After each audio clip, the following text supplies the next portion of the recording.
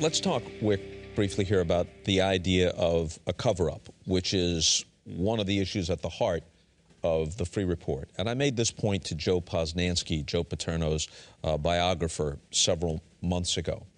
Just looking at this as objectively as one can, even if you didn't believe that Joe Paterno was a particularly moral man, he wasn't stupid. Let's look at the upside of the cover-up against the potential downside of the cover-up being discovered several years down the road and all the steps that would have to be taken over those years to sustain the cover-up. That doesn't necessarily make sense, does it? It doesn't make sense, and as a couple of prosecutors, when you look at a set of facts and a set of conclusions and it doesn't make sense, you step back from it and say, okay, what does make sense here? And what does not make sense is that Joe Paterno would in any way risk his reputation to protect Jerry Sandusky when Sandusky, first of all, he didn't really even like him. Second of all, even if you assume this nefarious thesis, second of all, Sandusky is gone from the university in 2001 when the McQuarrie report comes in whatever terms.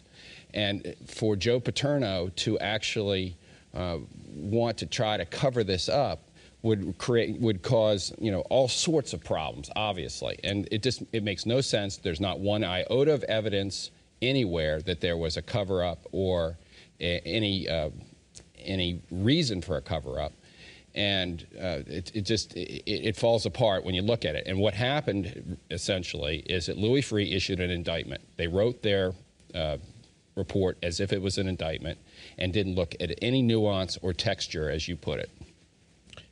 There's a ton of evidence here. Louis Freeh in his report points out, obviously proud of the fact that 430 interviews were carried out, that 3.5 million documents were examined.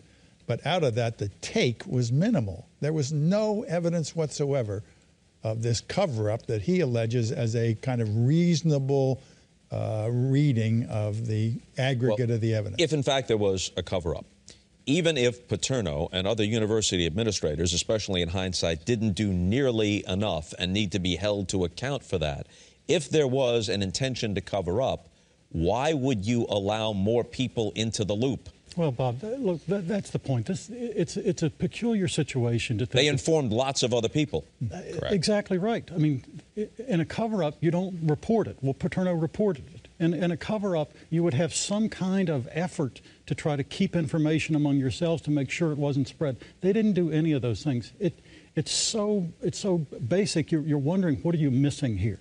And I say to people, look, here's what you need to know about Paterno. Was never interviewed once when he was fired. Had no conversation with him after 60 years of service.